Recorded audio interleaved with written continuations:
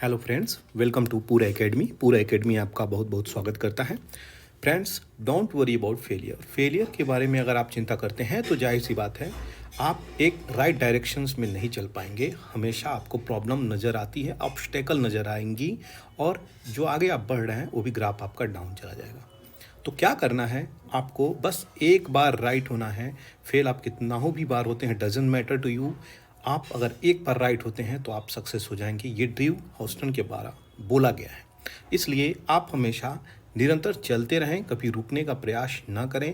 जीवन में अगर रुक गए तो वहाँ से लाइफ आगे नहीं बढ़ती है।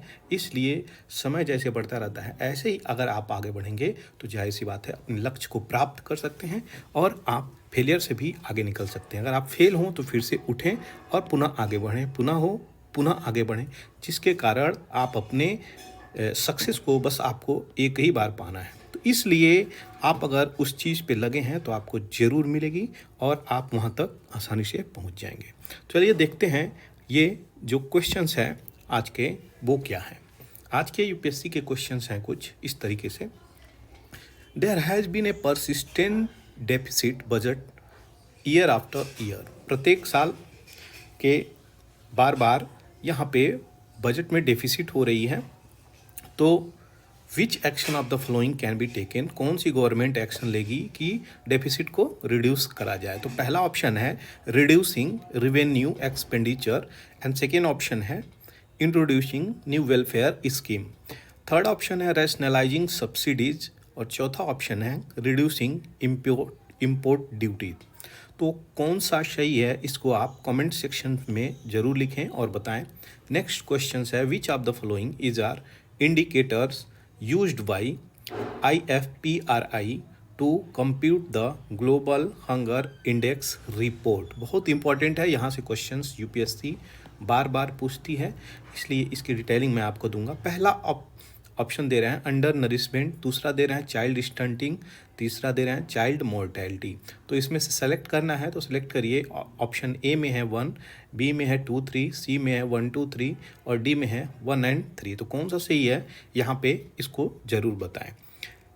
आगे चलते हैं। जो मैंने क्वेश्चंस पूछा था कि ये जो नेशनल पार्क है ये कहाँ पे हैं, तो ये सारे के सारे नेशनल पार्क मैंने एक जगह दिया हुआ है और ये नॉर्थ ईस्ट के आसाम के सारे नेशनल पार्क हैं। तो ये आसाम में सारे नेशनल पार्क स्थित हैं। Kaziranga national park, Manas national park, Dibru Saikhowa national park, Nameri national park, Orang national park और टाइगर रिजर्व भी है, दिहिंग पटकई नेशनल पार्क और रायमोना नेशनल पार्क। तो रायमोना नेशनल पार्क रिसेंटली आया हुआ है, ये अभी इसको अलॉट करी गई है कि ये नेशनल पार्क है रिसेंटली।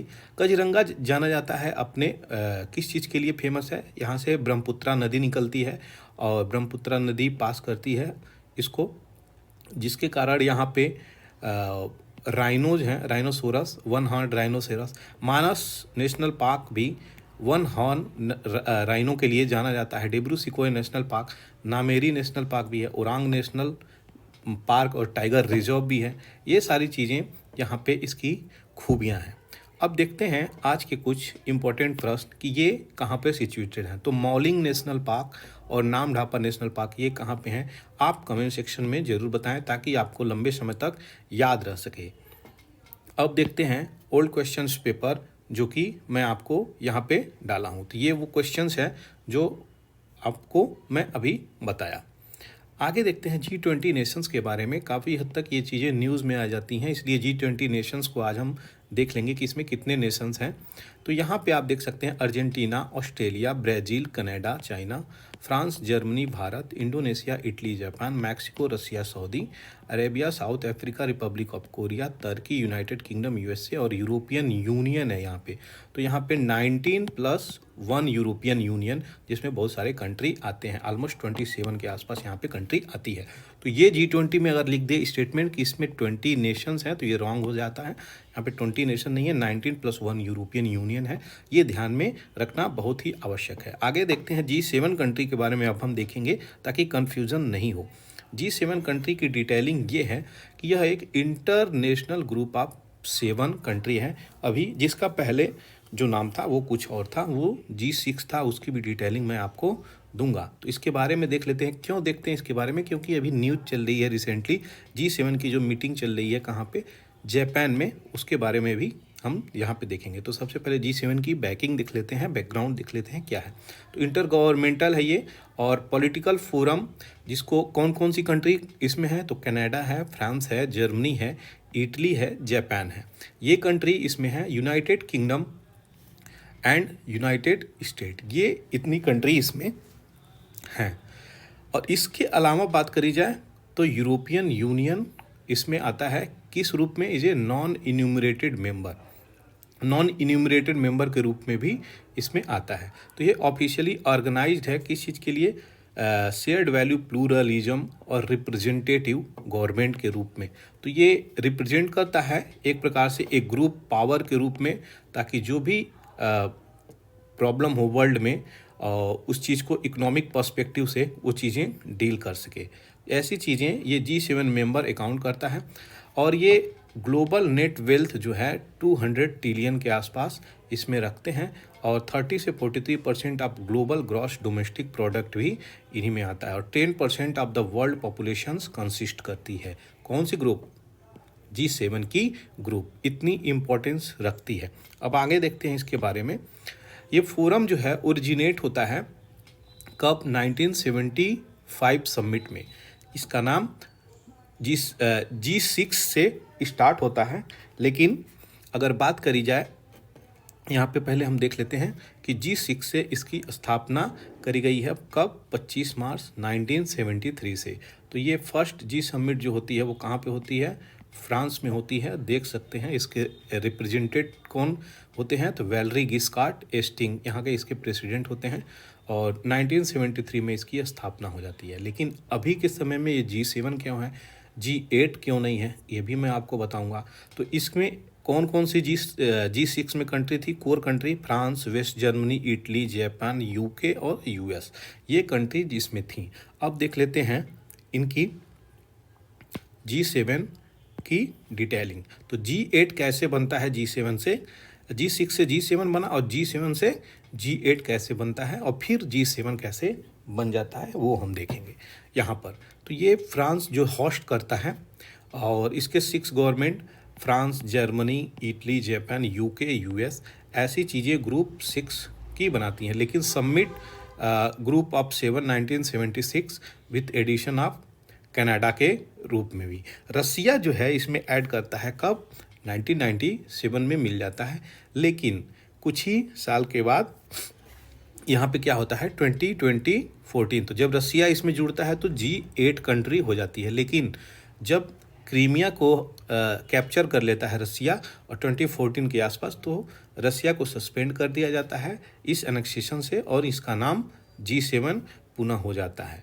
तो फॉर्मली जनवरी 27 में रसिया अनाउंस करता है कि मैं परमानेंट विड्रॉल करता हूं G8 से, G8 ग्रुप से विड्रॉल कर लेता है, जिसके कारण इसका नाम G7 हो जाता है। तो ये G7 कंट्रीज है, मैंने यहाँ पे डाला हुआ है।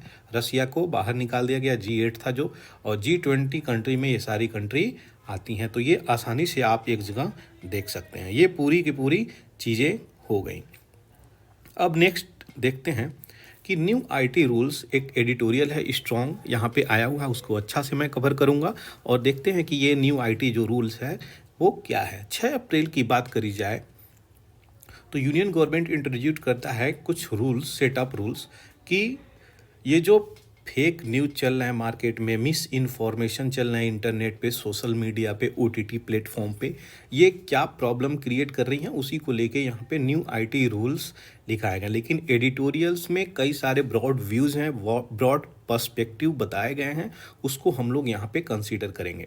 तो इनका इंट्रोडक्शंस जो है अमेंडमेंट करके किया गया है, किसमें, IT इंफॉर्मेशन टेक्नोलॉजी की जो इंटरमीडिएट गाइडलाइंस और digital media ethics code rules 2021 है उसमें किया गया, जिसको IT रूल्स बोला जाता है। तो ये याद रखिएगा, IT रूल्स को अमेंड किया गया है। IT रूल्स में कुछ चेंजेस करी गई हैं, जिसके कारण amendment grants to the union ministry MeitY, यानी ministry of environment and information technology के द्वारा ये ग्रांट की गई है। क्या कि unbridled power to create a fact check unit, ये एक यूनिट तैयार करेंगे। फैक्ट चेक यूनिट अगर पूछ दे क्या है तो आपको याद होना चाहिए, आपको कंफर्म मालूम होना चाहिए कि फैक्ट चेक यूनिट किसकी है, मिनिस्ट्री ऑफ इंफॉर्मेशन टेक्नोलॉजी का। तो electronic and information technology ministry of fact check unit बना रही है। ये फैक्ट चेक यूनिट क्या करेगी, कोई भी मिस इन्फॉर्मेशन, कोई भी फेक न्यूज़ अगर मार्केट में चल रहा है तो तय करने की जिम्मेदारी इस फैक्ट चेक यूनिट की है।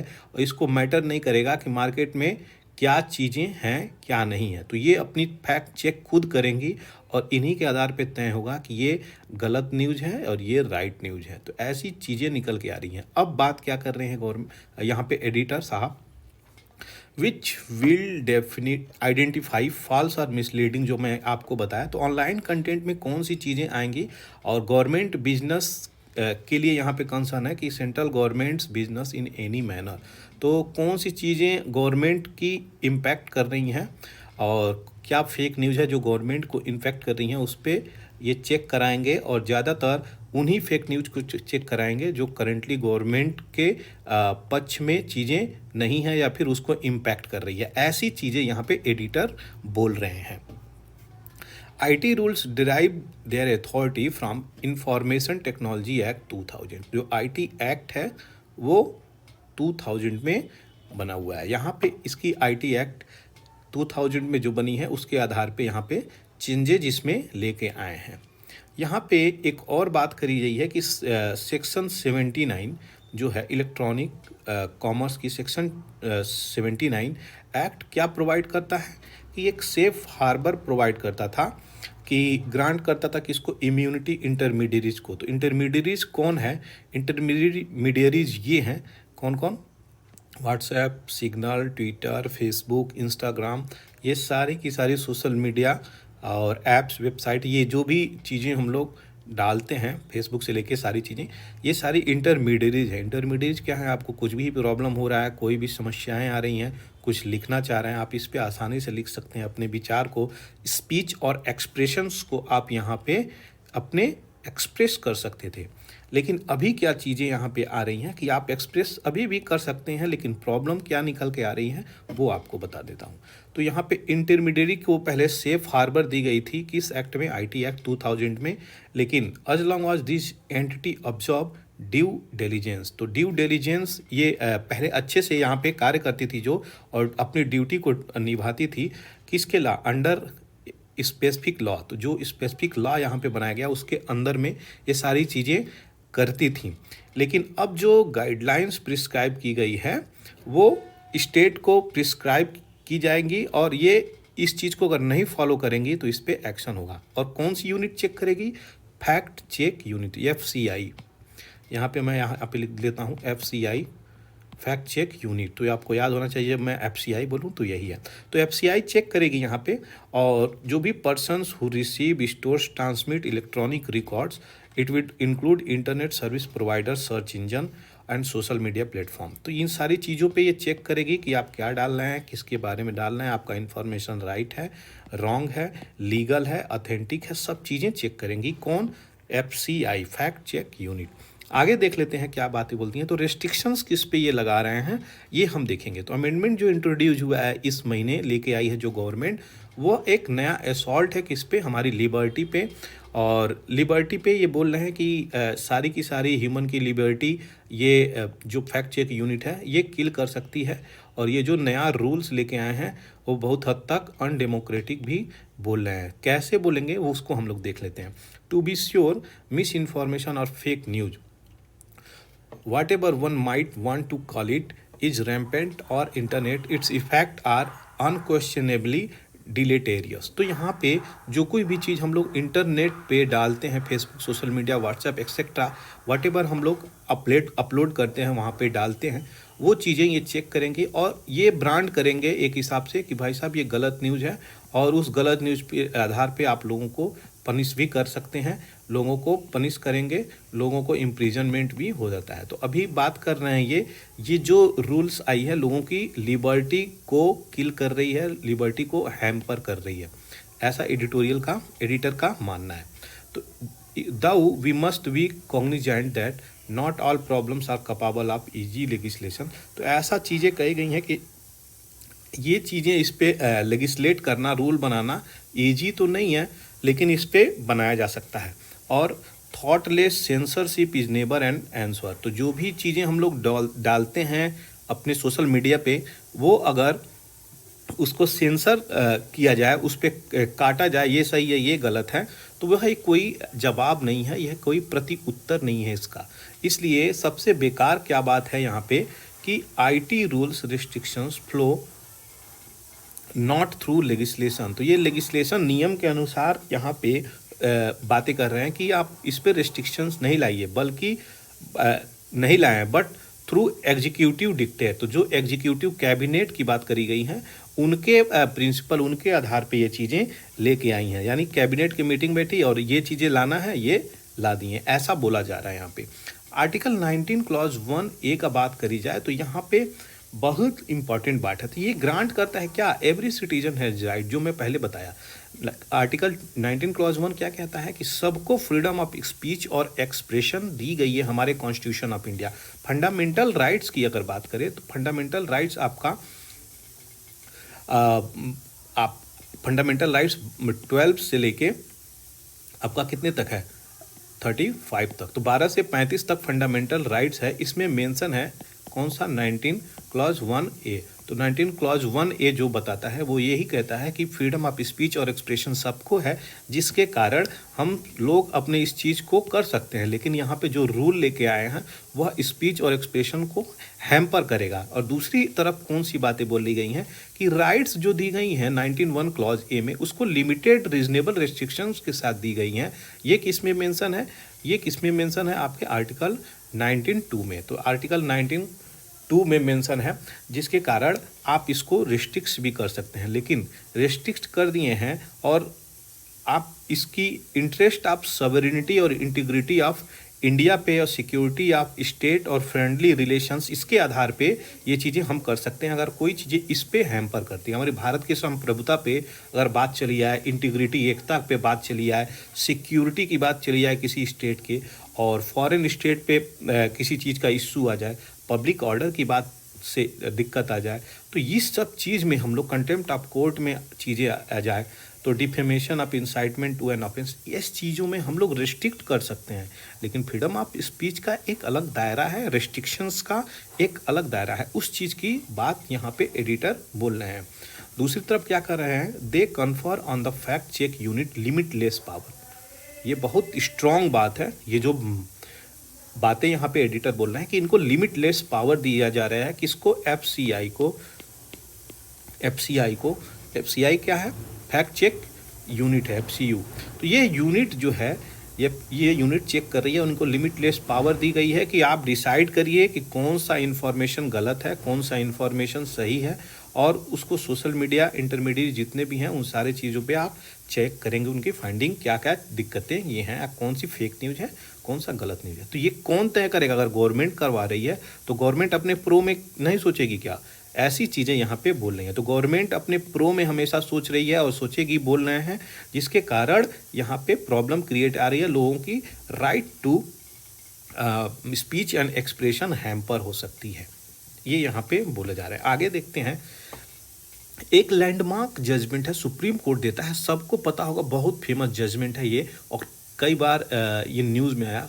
Shreya Singhal versus union of India 2015 में जजमेंट देता है सुप्रीम कोर्ट, और स्ट्राइक डाउन करता है कौन सा, section 66A of IT act 2000। इस चीज़ का, ये एक्ट को यहाँ पे हटा देता है, इसको स्ट्राइक डाउन करता है, और कहता है कि that law that limit speech can neither be vague और ओवर ब्रॉड। तो जो स्पीच और एक्सप्रेशंस को आपके डिमिनिश करता है, डिक्लाइन करता है, वो चलन में नहीं आ सकता, वो लॉ में नहीं आ सकता, क्योंकि ये हमारे संविधान में, कॉन्स्टिट्यूशन में मेंशन है। Amendment to the IT rules suffer on both side, दोनों साइड पे ये चीज़ें अब सफ़र करता है जो अगर नया अमेंडमेंट है। पहला क्या है कि notification fails to define fake news.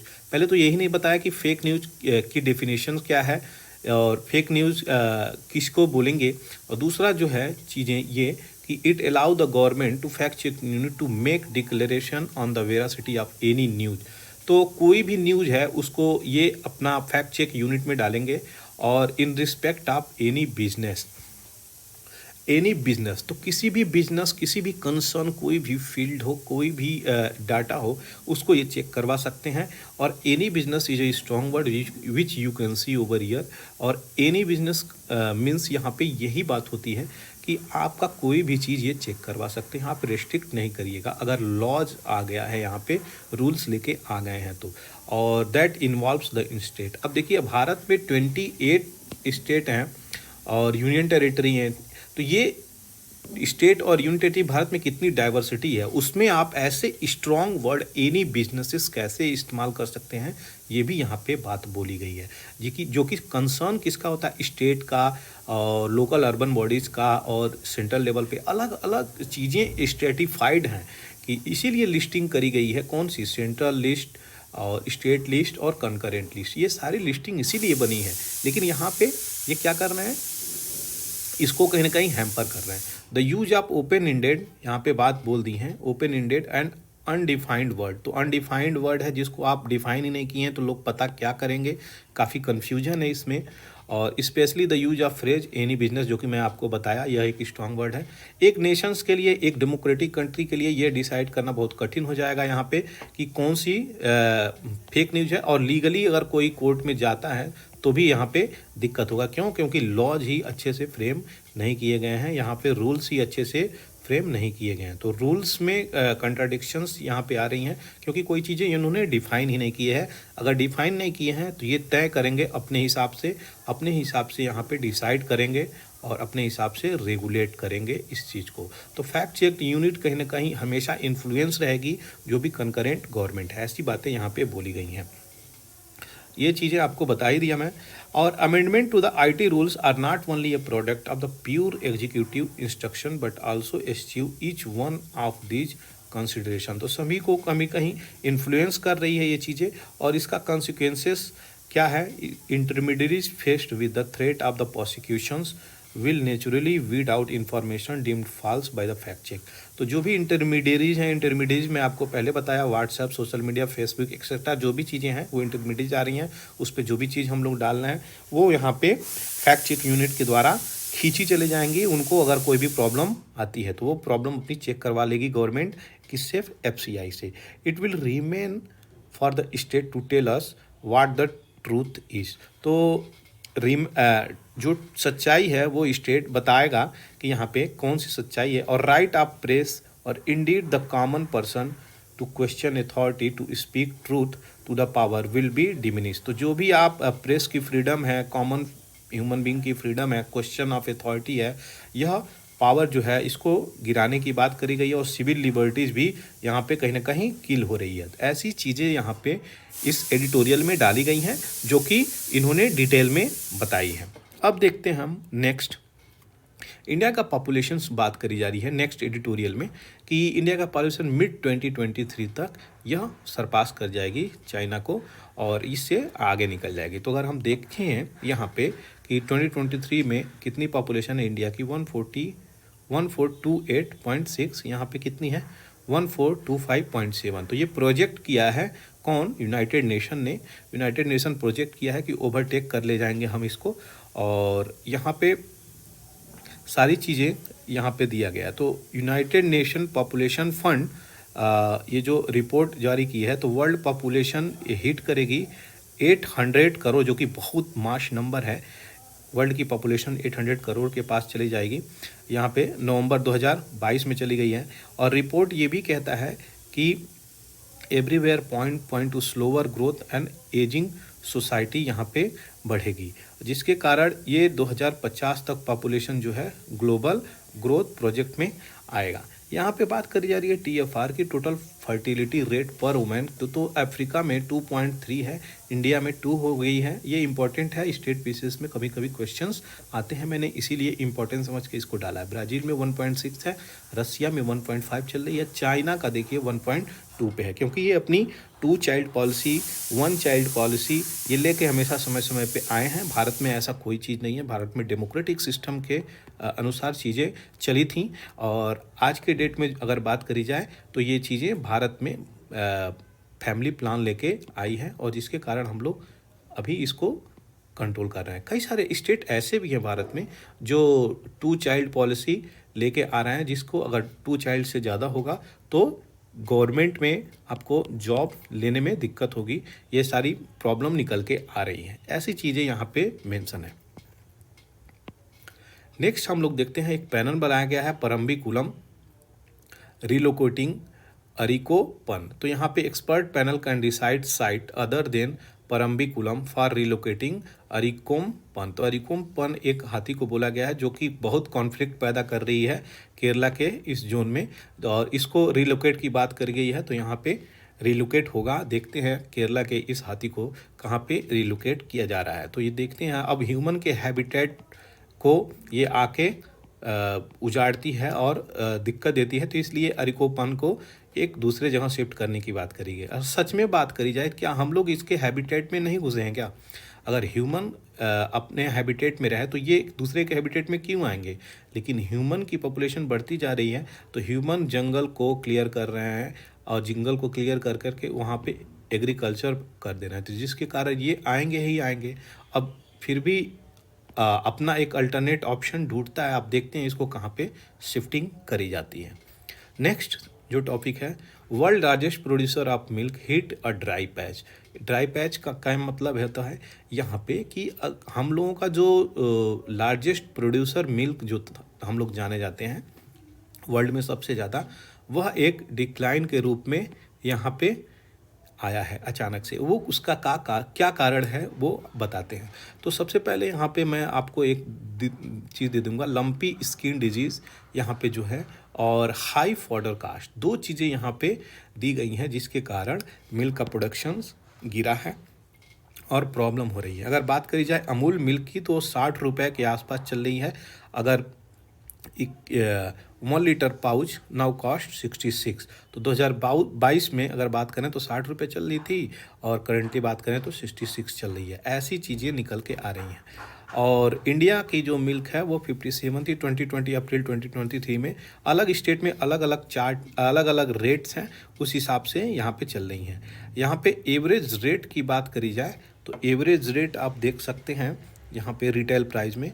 तो श्रीनगर में कितना है 2023 का ही हम देखेंगे, पहले 2018 का देखेंगे। तो 2018 से हम कंपेयर करेंगे 2023 में, तो श्रीनगर का ऑलमोस्ट 42-43 के आसपास थी, जो कि अभी कितनी हो गई है 57 के आसपास चली है। शिमला में 30 थी तो 55 चल रही है, और दिल्ली में 42 थी तो यहाँ पे 53 प्लस चल रही है। लखनऊ में यहाँ पे 66 सबसे हाई के आसपास लखनऊ में चल रही है। तो ये मिल्क का जो रेट है एक्सलेट किया हुआ है। और तीसरा जो है चार्ट क्या शो करता है, क्वांटिटी ऑफ मिल्क प्रोड्यूस। तो क्वांटिटी ऑफ मिल्क प्रोड्यूस किया हुआ 91 में 100 के आसपास मिल्क प्रोडक्शंस थी, और 150 यहाँ पे हुई 1992 के आसपास, और 2006 में भी डिक्लाइन मिली, 2021-22 में भी डिक्लाइन मिल रही है। तो ये इसके कारण हैं जो डिक्लाइन मिल रही हैं। और लंपी डिजीज़ से बहुत सारे लोगों का डेथ हुआ, तो सबसे ज़्यादा राजस्थान में, फिर कर्नाटका महाराष्ट्र में हुई। ये सब से आप देख सकते हैं मिल्क का प्रोडक्शन हैम्पर हुआ है और प्रॉब्लम में आई है। तो फॉडर की भी बात करी जाए तो रेट बढ़ गए हैं। जो भी चारे की बात करी जाए, अगर एनिमल के फूड फॉडर की जो खाते हैं वो, उनके भोजन में अगर आप रेट बढ़ा दीजिएगा तो लोग खरीदेंगे कैसे? अगर महंगा हो जाएगा तो नहीं खरीदेंगे। तो मिल्क की प्रोडक्टिविटी डिपेंड करती है एक हेल्दी किस पे, एनिमल पे। तो जो भी मिल्चिंग एनिमल हैं, दूध देते हुए एनिमल हैं, अगर वो खाना नहीं खाएंगे और उनका हेल्थ सही नहीं रहेगा तो वो प्रोडक्टिविटी घट जाएगी, सीधी सी बात है। तो यहाँ पे इम्पैक्ट कर रही है। देखिए रेट बढ़ता जा रहा है, प्रोडक्टिविटी घटता जा रहा है, कहीं ना कहीं इस पर रिलेटेड ये चीज़ें हैं। नेक्स्ट देख लेते हैं, एक स्टार प्लैनेट है जो pair of emitting radio signal कर रहा है, तो ये स्टार का क्या नाम है वो हम देख लेते हैं, एक क्वेश्चंस आ सकता है। तो YZ सेटी बी इसका नाम है, और ये एस्ट्रोनॉट ने या एस्ट्रोनॉमर ने यहाँ पे डिटेक्ट किया है कि एक रेडियो सिग्नल आ रहा है। तो रेडियो सिग्नल कैसे आ रहा है, कितने दूरी से, तो 12 लाइट ईयर्स डिस्टेंस से आ रहा है ये चीज़ें। तो इसको खोजने वाले कौन है, तो जैकी विलेट्सन ने इसको खोजा हुआ है। और जैकी विलेट्सन खोजने के बाद इसको क्या बोले हैं, why does magnetic field matter, तो मैटर क्यों करता है मैग्नेटिक फील्ड, तो जस्ट एनर्जी सर्च करता है, जो भी एनर्जी स्पेस में ट्रेवल करती हैं वो एनर्जी एक दूसरे से सर्च करता है, यहाँ पे इन्होंने ये बोला है।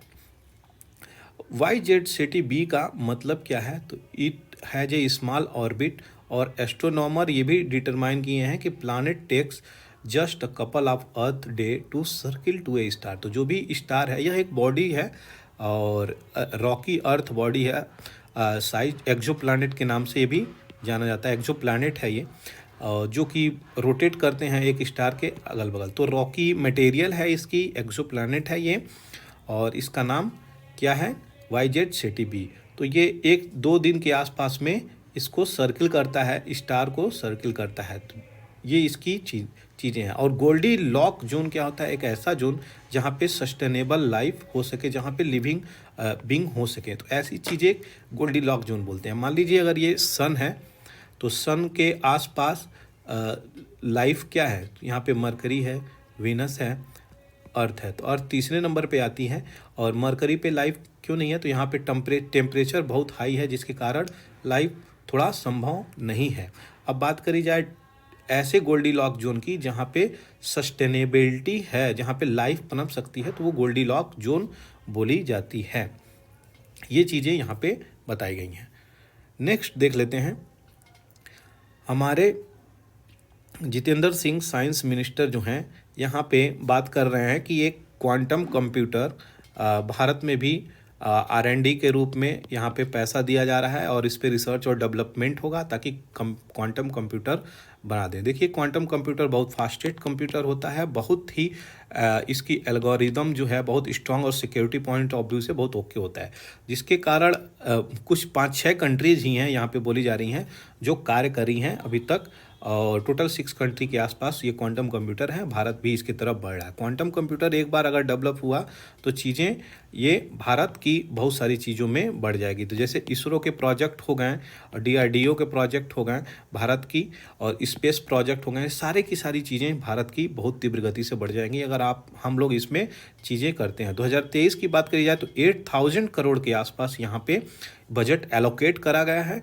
जिसके कारण ये चीज़ें अब R&D में जाएंगी, रिसर्च और डेवलपमेंट में जाएंगी। अब देखते हैं आगे कितना रिसर्च और डेवलपमेंट होता है। ये टी हब्स एक क्या चीज़ें हैं, टी हब्स देख लेते हैं यहाँ पे टी हब्स। तो ये 4 थीमेटिक हब है, would be set up in top academic. तो ये टी हब जो है याद रखिएगा ये किसके द्वारा है, तो ये साइंस मिनिस्टर ने इसके बारे में क्वांटम कंप्यूटिंग की R&D के लिए सेटअप किया है। कौन से R&D इंस्टीट्यूट में, जो भी टॉप इंस्टीट्यूट है भारत के, उसके क्वांटम कंप्यूटिंग क्वांटम कम्युनिकेशंस के रूप में ये चीज़ें वहाँ पे R&D होंगे, रिसर्च और डेवलपमेंट होंगे, और उसको नॉलेज को बढ़ाया जाएगा, उसके अप्लाइड रिसर्च को यूज होगा, प्रमोट किया जाएगा इस चीज़ से, ताकि इसके बारे में अच्छे से हम लोग रिसर्च कर सकें और डेवलप कर सकें। अभी कंप्यूटर अच्छे निकल के आएंगे, जिसके कारण रिसर्च और डेवलपमेंट में काफ़ी ईजीनेस हो जाएगी। अब देखते हैं थोड़ा वर्ल्ड के कुछ इंपॉर्टेंट न्यूज़। तो किम जोंग उन, इनको सभी लोग जानते हैं, ये गोल सा मोमो जैसा चेहरा है इनका। तो ये नॉर्थ कोरिया के लीडर हैं। ये कह रहे हैं कि हम लोग स्पाई सैटेलाइट रेडी कर लिए हैं लॉन्च करने के लिए, देखते हैं किसका स्पाई करेंगे। हमेशा डरा के रखते हैं US को, लेकिन इस बार US अलग US है, ये डोनाल्ड ट्रंप वाला US नहीं है, तो इनकी भी अलग एक नाम है वर्ल्ड में। Iran supreme leader rules out referendum on divisive issue. तो जो यहाँ पे डिविसिव इश्यू था उस पर वो हटा दिए हैं, रेफरेंडम हुआ है। तो अब देखते हैं क्या होता है। पांडा जो है loaned by China to Thailand से, अब देखते हैं ये क्या क्या करते हैं। ये अभी इनकी कहानी बहुत बड़ी है, कभी मंकी कभी पांडा, यही सब चीज़ ये कर रहे हैं। और Macron booed by angry French after signing pension reform. तो पेंशन रिफॉर्म फ्रांस में हुआ है, वहाँ पे लोग प्रोटेस्ट कर रहे हैं, कंपेनिंग कर रहे हैं, जिसके कारण प्रॉब्लम आई हुई है। नेक्स्ट जो मंकी पे आया है वो एक इम्पॉर्टेंट चीज़ है, पिछले 2-3 दिन से आ रहा है, मैं इसको आज कवर कर रहा हूँ। आज इसकी डिटेलिंग थोड़ी अच्छी से दी गई है। तो देखते हैं यहाँ पे क्या आता है। यहाँ पे जो श्रीलंका है और जो चाइना है, तो श्रीलंका और चाइना में एक डीलिंग हुई है। चाइना ये बोल रहे हैं यहाँ पे कि आपको अगर मंकी इतने प्रॉब्लम कर रहे हैं तो आप मंकी हमको दे दीजिए। तो चाइना को जो ये मंकी दिए हैं वो कम से कम 1 लाख मंकी कहाँ पे गई हैं? चाइना में गई हैं। अब चाइना इसका क्या करेगा, ये एक मेजर कंसर्न है। इनका कहना है श्रीलंका वालों का कि यहाँ पे रिपोर्ट दिए हैं कि हमारे जो फूड और फॉडर हैं, जो भी प्रॉब्लम एग्रीकल्चरल प्रोडक्ट हैं, उसमें प्रॉब्लम आ जा रही है। क्यों? क्योंकि मंकी जो है वो फसल को बर्बाद कर रहा है। अब देखिए मंकी फसल बर्बाद कर रहे हैं इनके, जिनके कारण ये चाइना इनका हेल्प कर रहा है लेने में। क्या ये बातें सच हो सकती हैं किसी भी एंगल से? हमको तो नहीं लगता, लेकिन ऐसा न्यूज़ निकल के आया है। अब यहाँ पे जो जूलॉजिस्ट हैं और कंजर्वेशनिस्ट हैं श्रीलंका के, वो इस चीज़ को स्लैम किए हैं, इस चीज़ को काट रहे हैं कि गवर्नमेंट जो है ये मंकी चाइना को दे रही है, जो कि इलीगल है और शॉर्ट साइटेड है, बिना कोई लंबा डिटेल में सोचने के लिए। ह्यूमन एनिमल कॉन्फ्लिक्ट यहाँ पे बिल्कुल भी नहीं होगा, लेकिन ये चीज़ें ऐसी भेजेंगी तो जो अपना फ्लोरा फौना है वो इम्बैलेंसेस हो जाएंगे। इसलिए यहाँ पे इन्वायरमेंटलिस्ट और कंजर्वेशनिस्ट यहाँ पे निकल के आ रहे हैं। चाइना का यहाँ पे फॉर्मली यही बात बोला है, जो कि मैं आपको पहले बताया कि वो इस पे इनका हेल्प कर रहा है। क्यों? क्योंकि ये फसल बर्बाद कर रहे हैं, क्रॉप डिस्ट्रॉय कर रहे थे, और इसीलिए 1 लाख मंकी यहाँ पे भेजा गया है। अगर टेस्टिंग लैब की बात करी जाए तो यहाँ पे यही चीज़ें निकल के आ रही हैं। चाइना इन सारे बंदरों पे टेस्ट करने वाले हैं, और टेस्ट करके इन लोगों को कहीं ना कहीं इन लोगों का डेथ ही होगा, इन लोगों का किल होगा। तो बात करी जा रही है स्किन और आइज की, तो इनकी स्किन और आइज जला दी जाती है, जिनके कारण इनको ज़्यादा दिक्कत नहीं होती है और इनकी बाद में डेथ हो जाती है, जो भी इसमें टेस्टिंग होता है। तो अगर ये देख नहीं सकते तो इनको मालूम ही नहीं है क्या ये करेंगे, और जिसके कारण इनकी डेथ हो जाती है। ये सारी चीज़ें निकल के आई हैं। अब देखते हैं ये एक्चुअली में अगर बातें चलती हैं यहाँ पे, कंजर्वेशनिस्ट लोग इसकी कितनी हद तक इन्फॉर्मेशन अपने पास रख पाते हैं भविष्य में, और इन मंकी का ये करता क्या है एक्चुअली में, वो हम देखेंगे। चलिए नेक्स्ट टॉपिक की तरफ चलते हैं। एक साथी पोर्टल मिनिस्ट्री ने लॉन्च की है, ये किसके बारे में है उसके बारे में हम लोग यहाँ पे पढ़ेंगे और देखेंगे। साथी का पहले फुल फॉर्म देख लेते हैं। तो साथी का पूरा फुल फॉर्म है seed traceability authentication and holistic inventory. यह एक ऐसा पोर्टल है और मोबाइल ऐप भी है जो सेंट्रलाइज्ड ऑनलाइन सिस्टम है, और सेंट्रल गवर्नमेंट इसको लॉन्च की है। किस चीज़ के लिए? सीड ट्रेसिबिलिटी, जो भी बीज वगैरह होते हैं खेती करने के लिए, उसकी ट्रेस के लिए, और अथेंटिकेशंस के लिए, और जो भी इन्वेंट्री डिज़ाइन की गई है उस चीज़ से ये डील करेगा। और चैलेंजेस सीड के क्या है कि प्रोडक्शन क्वालिटी क्यों गिर रही है, उस क्वालिटी में भी ये सुधार लाएंगे, उसको भी ये पहचानेंगे कि क्या क्या प्रॉब्लम है, और सर्टिफिकेशंस सीड की है कि नहीं, ये सारी चीज़ें देखेंगे। इस चीज़ के लिए ये चीज़ें बनाई गई हैं। कौन सी? साथी पोर्टल। अब इसका काम किसके द्वारा किया गया है? तो ये NIC ने इसका काम किया गया है। किसके साथ कोलाबोरेशन करके? Union ministry of agriculture and farmer welfare. और इसकी थीम क्या है साथी पोर्टल की? इसकी थीम है उत्तम बीज समृद्धि किसान। ये इसकी थीम है। थीम इंपॉर्टेंट हो सकती है, कई सारे एग्जाम्स में पूछे जाते हैं, तो इसलिए इसको बिल्कुल भी नहीं भूलना। आपके एग्रीकल्चर मिनिस्टर श्री नरेंद्र सिंह तोमर ने इसको लॉन्च किया है। तो साथी पोर्टल इंपॉर्टेंट है, कभी भी अगर क्वेश्चन बनती है UPSC में तो इसके बारे में आपको मालूम होना चाहिए किससे रिलेटेड है। साथी पोर्टल मान लीजिए कह दे इलेक्शन से रिलेटेड है, डिफेंस से रिलेटेड है, या फिर साइंस से रिलेटेड है, तो ये आपको मालूम होना चाहिए ये एग्रीकल्चर सेक्टर से है। नेक्स्ट देखते हैं इंडिया स्टील 2023 टॉपिक, जो कि मैं यहाँ पे डाला हूँ।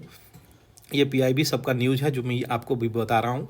तो ग्लोबल स्टील का एक्सपर्ट यहाँ पे, और ग्लोबल स्टील एसोसिएशन है, प्रिडिक्ट किया है यहाँ पे कि इंडिया जो है किसकी तरफ जा रहा है? एक एपीसेंटर की तरफ जा रहा है ग्लोबल स्टील ग्रोथ में।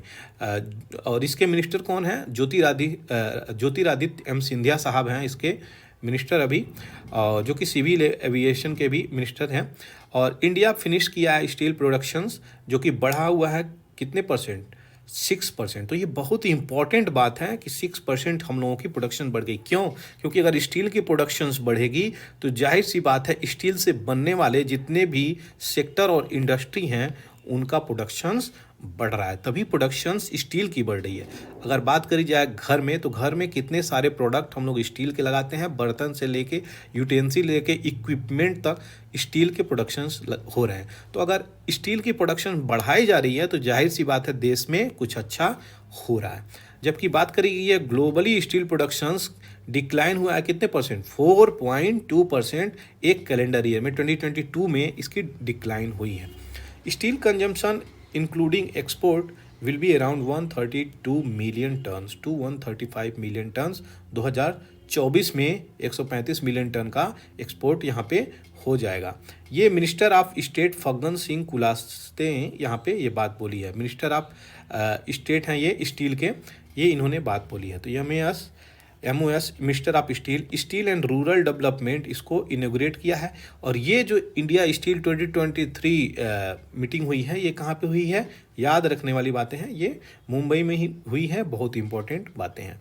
नेक्स्ट देख लेते हैं, चीफ मिनिस्टर उत्तराखंड के पुष्कर सिंह धामी साहब ने क्या कहा है यहाँ पे। तो ये OWOL एक चीज़ है, ये अगर चीज़ पूछ लेता है OWOL ये क्या है तो आपको पता होना चाहिए OWOL क्या है। OWOL यहाँ पे एक सेलिब्रेशन है CSIR IIP का, जो 1 वीक 1 लैब कैंपेन चलाता है। तो CSIR आप इसका फुल फॉर्म आप बता सकते हैं अगर आपको पता हो कमेंट सेक्शन में। ये बहुत ही इंपॉर्टेंट बॉडी है, भारत के हर प्रकार के साइंटिफिक प्रॉब्लम का समाधान देती है ये। तो कैंपेन कंक्लूडेड ऑन द 19 अप्रैल 2023। तो 1 वीक 1 लैब कैंपेन चलाया गया है और CSIR के द्वारा। और यहाँ पे इस चीज़ को देखा गया है कि ये कैंपेन मार्क करता है exciting event meeting with Uttarakhand state government functionary. तो इस चीज़ को यहाँ पे देखा गया है और देखते हैं ये लैब कैंपेन क्या करता है और आगे इस चीज़ के बारे में जो इन्फॉर्मेशन आएगी आपको बताया जाएगा। नेक्स्ट यहाँ पे जो क्वेश्चंस थे उसके आंसर मैं यहाँ पे आपको दूंगा। तो ये जो पुराने क्वेश्चंस हैं अगले पिछले दिन के, वो ये है कि constitution of India which of the following are fundamental for the governance. Most important है ये और बहुत सारे लोगों का ये क्वेश्चंस गलत हो सकता है। गवर्नेंस ऑफ द कंट्री, तो गवर्नेंस ऑफ द कंट्री सीधे कॉन्स्टिट्यूशन ऑफ इंडिया में मेंशन है कि ये DPSP है, directive principle of state policy. तो यहाँ पे आप देख सकते हैं directive principle of state policy declares that directive principle of state policy are fundamental in governance of the country. Simply यहाँ पे मेंशन है these are the constitutional instructions और recommendation to the state legislative executive and expressive matter. ऐसी चीज़ें यहाँ पे चल रही हैं। नेक्स्ट क्वेश्चन जो देखते लेते हैं, बैलेंस ऑफ पेमेंट। बहुत इजी है, ये इकोनॉमिक्स का सेक्शंस का क्वेश्चंस है। सारे क्वेश्चंस आपको मैं डील कराता हूँ यहाँ पे। तो balance of payment of a country is a systematic record. तो किस चीज़ का ये रिकॉर्ड होता है? तो all import and export transaction of a country during a given period of time normally in a year. तो बहुत इंपॉर्टेंट क्वेश्चन है, यही इसका राइट आंसर है। कोई भी बैलेंस ऑफ पेमेंट होगा तो एक्सपोर्ट और इम्पोर्ट को होगा, ये ऐसे ही कट जाएगा ये ऑप्शंस, क्योंकि goods exported from a country during a year. तो केवल एक्सपोर्ट का बात कर रहा है, बैलेंस ऑफ पेमेंट कैसे होगा? यहाँ पे ट्रांजेक्शन्स का बात कर रहा है, तो कंट्री टू अनदर कंट्री, तो ये भी एक्सपोर्ट इंपोर्ट नहीं आएगा। कैपिटल मूवमेंट की बात करी गई है कंट्री टू अनदर कंट्री, तो ये भी नहीं आएगा। इसलिए ऑप्शन राइट आंसर इसका ये है। Balance of payment systematic record of all economic transaction between resident of one country and resident of other country. ये चीज़ें आपको मैं इसका आंसर बता दिया। ये चीज़ें इंपॉर्टेंट है, आंसर डिटेलिंग करते रहिए और कमेंट सेक्शन में लिखते रहिए, तभी आपको ये चीज़ें याद रह पाएंगी। ये सारी इंपॉर्टेंट आज की टॉपिक जो मैं आपको बताया वो आज की the Hindu editorial, PIB news, down to earth, ये सारी चीज़ों का कंपिलेशन कंबाइंड यहाँ पे एग्रीगेशन यहाँ पे मैं डिटेल देता हूँ। और अगर आपको अच्छा लगा हो तो इस चैनल को लाइक, शेयर और सब्सक्राइब करना बिल्कुल नहीं भूलें और फीडबैक देना बिल्कुल नहीं भूलें। फीडबैक देने से यूट्यूब को पता चलता है कि वीडियो कैसी है और वीडियो में क्या है। थैंक यू फॉर वॉचिंग पूरा एकेडमी।